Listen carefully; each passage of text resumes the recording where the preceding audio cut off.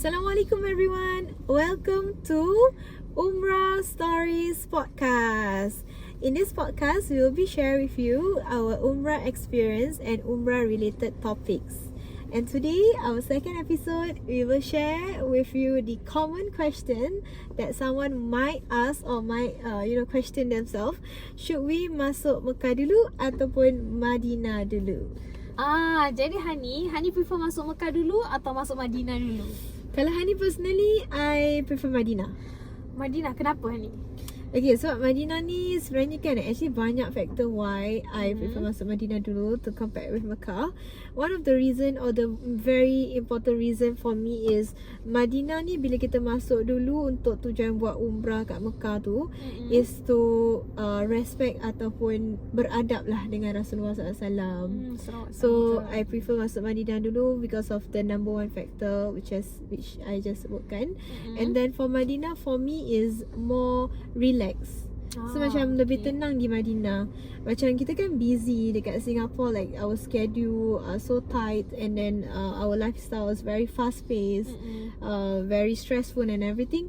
Tapi bila kita dah sampai Madinah tu, Madinah tempatnya tenang ataupun menyenangkan. Macam kitanya hati jadi tenang, our spiritually become very calm, very relaxed, and our mind is also luas, macam I agree. sebabkan Madinah is very peaceful. Correct, more peaceful sebabkan ada Rasulullah SAW di sana mungkin ya. Jadi so that's the second factor. And then I can go on again. So actually there's so many factors. Okay. And then Madinah also kan, if you tengok kalau Madinah tu bila kita pergi masuk Madinah dulu, kita tak kelang kabut tau Min. Tak kelang kabut tu bila kita masuk Madinah tu, kita dapat rehat dulu, kita dapat solat berjemaah dekat Masjid Nabawi, just to build our momentum in ibadah, so that we are prepared or we are more, how to say, terbiasa dengan ibadah yang lebih intensif nanti bila di Mekah untuk umrah. So at the same time also kita dapat ziarah makam Rasulullah SAW. Kita dapat pergi Masjid Quba dulu. Kita dapat experience the weather first dekat Saudi macam mana and everything. So biasakan dirilah. At the same time also bagi siapa-siapa yang Hani rasa bagi siapa-siapa yang bawa anak kecil pun, it's very relaxed because macam kita dah travel jauh for 8 hours, 10 hours or even more, macam kita yang tak biasa travel macam Hani personally, I pun taklah travel selalu jauh-jauh kan. So bila dah travel jauh tu mungkin kepenatan, jet lag and everything, right? So kita dapatlah rehat secukupnya bila di Madinah dulu. So for you, I heard you lebih suka masuk Mekah dulu ya Min? Betul. Kalau Min, we prefer masuk Mekah dululah. Okay. Because the reason being is kalau kita kan nak pergi umrah, and especially kalau macam those yang first time, kita our mind focus memang nak pergi umrah, tujuannya nak pergi umrah. Jadi Min rasa sebaiknya kita masuk Mekah dulu, selesaikan ibadah umrah kita, baru kita masuk Madinah. Macam tu. Sebab kita tahu kita punya tujuan nak pergi umrah. Jadi kita dah siapkan diri kita, kita dah mentally prepared, dan kita terus pergi sana, buat ibadah umrah kita, selesaikan mana yang patut, baru kita kirakan enjoy the fruits of labour, maksudnya relax afterwards. Jadi kita relax kat Madinah. And then lagi satu, because of the factor yang sebagai lady kan, as a lady we a bit macam worried pasal kita punya datang head kan. So to me, kalau macam kalau boleh lah, kalau kita kadang-kadang kita choose a particular date kita nak pergi, tapi yang saya worried tu kalau macam misalnya kita dah pergi Madinah dulu, kemudian ada pertukaran cuaca, ada macam, because our body tak used to that kind of weather ataupun diet based on makanan apa yang kita consume ke, atau macam certain drinks yang kita minum yang boleh mempercepatkan atau our cycle tend to be a bit haywire sikit ke apa. Nasib tak baik uzur datang ke gitu kan, head datang. Jadi takutnya tak dapat nak melaksanakan ibadah umrah. Itu yang Min personally takut lah. Jadi to me, kalau I dah plan out which date I dah choose, kalau boleh cepat-cepat buat umrah, habiskan, settle, dan pergi Madinah macam tu. Tapi lebih baik pun kita selesaikan niat kita untuk pergi umrah kan. Jadi kita habiskan umrah, lepas tu baru kita enjoy the remaining trip of it. Okay, especially for first timers lah. First timers memang kita tak pernah jalankan ibadah umrah kan. Jadi kalau apa-apa na'udzubillah ada tergendala, sekurang-kurangnya niat kita nak pergi umrah itu telah terlaksanakan. Macam tu. Tu menurut Mila sendiri. Tapi kalau Hani personally kan, sebab kalau kita masuk Mekah dulu means kita kena mikat dalam plane. Yes, betul. So for me right, kenapa I tadi cakap masuk Madinah dulu, sebab kadang-kadang kita macam kalau kabut dekat aeroplane, kita kena prepare ourselves, like make sure that macam ladies also, macam kita pakai makeup ke, kalau kita pakai hand cream yang ada fragrance, you know, all that we have to make sure everything remove, ambil wuduk, and then you know, to be in the state of ihram, to be ready for the mikat.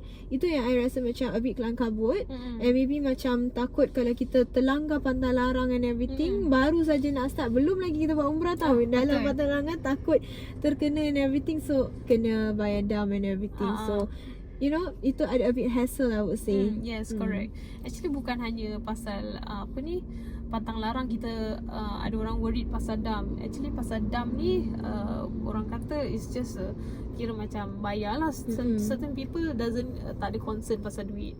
Tapi concernnya adalah kita kalau boleh nak mengelakkan pembayaran dam tu, sebenarnya supaya kita dapat melaksanakan ibadah umrah tu dengan yang terbaik lah, kita present to Allah gitu. Ibadah kita yang sesempurna mungkin kita nak.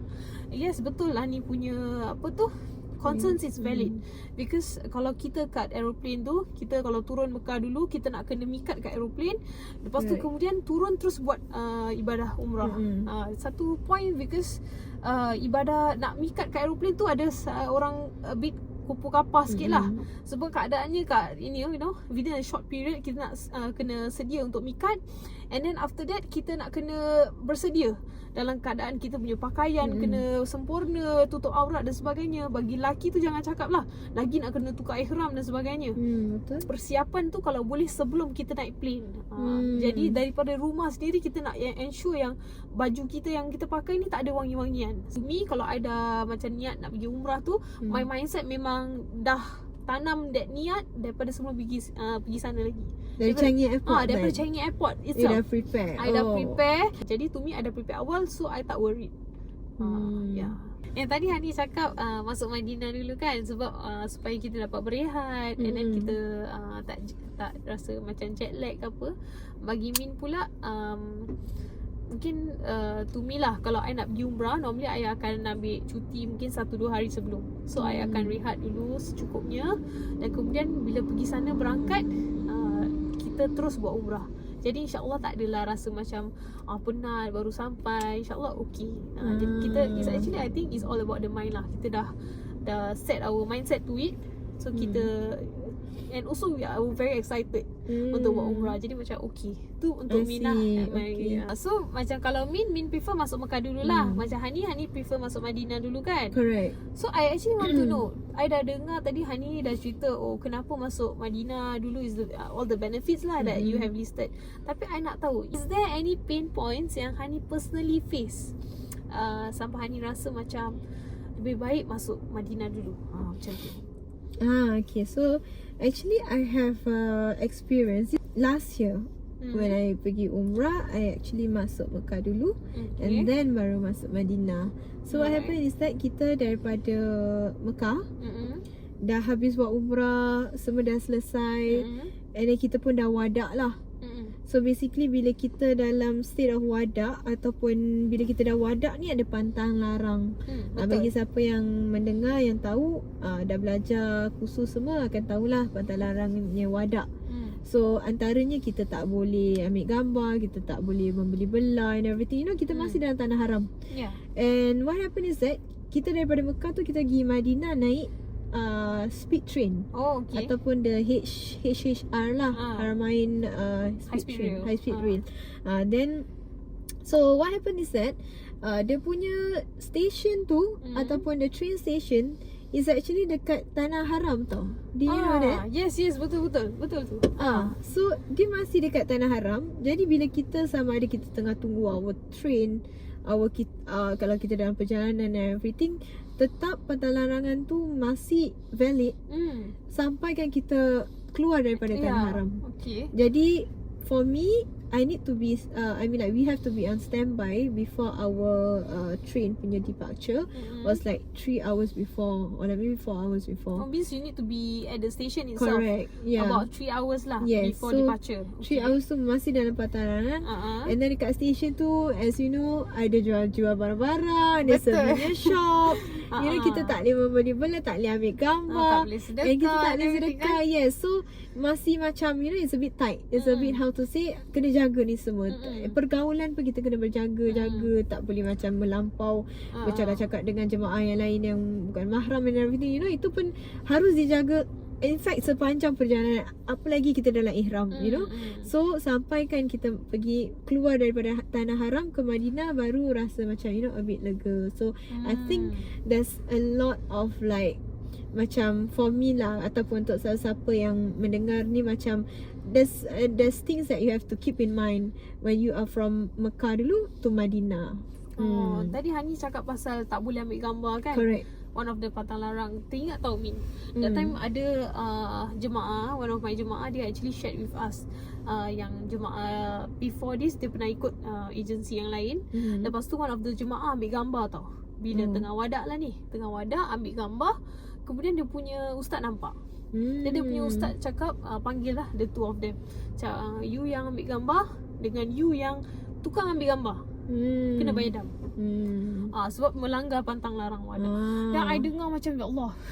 I pun terus on that period kan, terus I ambil phone, I terus simpan dalam beg, I tak keluarkan pun. Sebab I takut. Kita kalau boleh kan, macam I cakap tadi, kita bukan masalah, mungkin kat luar sana yang mendengar, bukan masalah nak bayar, tapi kita ni masalahnya lebih kepada kita nak menyempurnakan lagi ibadat umrah kita. Kita nak yang terbaik. Apalagi sekarang kita senang tak ambil gambar, yes, ambil just video, snap you know? kan. It's so easy to just take out your phone and take pictures and That's record and everything. So maybe for me also that's a challenge, because I mean, dalam era yang kita senang nak ambil gambar, senang nak content, you know, everything. So it happens. So yalah, I terasa juga memang something yang would be a bit of a challenge. Okay, Alhamdulillah. So kesimpulannya, masuk Madinah atau masuk Mekah dulu tergantung dengan anda pendengar yang you know, yang decide lah whether you prefer masuk Madinah dulu atau Mekah dulu. Dua-dua ada bagusnya, ada juga mungkin ada a bit of challenge nya. Tapi walaupun bagaimana, semoga Allah mudahkan segala urusan kita dekat Mekah dan juga Madinah. Itulah sedikit perkongsian daripada kita dua, Hani dengan Min. InsyaAllah kita akan share lagi topik-topik. Kalau you also ada any question ataupun any topics untuk kita discuss, ataupun you know, to share, do comment on our social platforms. InsyaAllah we can also address on that. Thank you so much siapa-siapa yang mendengar. Semoga siapa-siapa yang akan berangkat umrah ni mendapat umrah yang mabrur, dan juga dipermudahkan segala urusan, diberikan kesihatan yang baik untuk melakukan segala ibadah dekat tanah suci nanti, Mekah dan Madinah. Dan semoga siapa-siapa yang dah tanam niat untuk pergi tanah suci, yang mendengar, insyaAllah Allah mudahkan urusan you. Semoga Allah menjemput kita semua dan juga keluarga dan orang tersayang antara tetamu Allah dan juga tetamu Rasulullah SAW. InsyaAllah kita jumpa lagi semua. Take care. Assalamualaikum. Bye.